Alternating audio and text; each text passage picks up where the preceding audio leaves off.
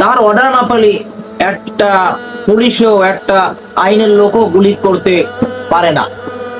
কত মানুষ সে গুলি করে মেরে ফেলাইছে, কত ছাত্রদেরকে। যখন গণভবন জনগণের আয়ত্তে চলে আসলো, তখন গণভবনের ভিতরে গণ কবর পাওয়া গেছে, মানুষদেরকে মেরে মেরে গণ কবর দিয়েছে।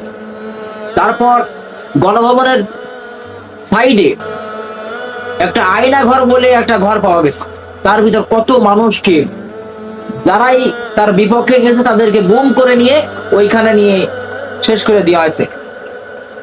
এগুলো কি জুলুম না? কোন জালিমি ছাড় পাবে না আল্লাহর কাছ থেকে। জালিমের পতন হবেই হবে, আজকে হোক আর কালকে হোক। আল্লাহ কিন্তু ছাড় দেয়, ছেড়ে দেয় না। সবেতে কবল জনগণের মাধ্যমে তার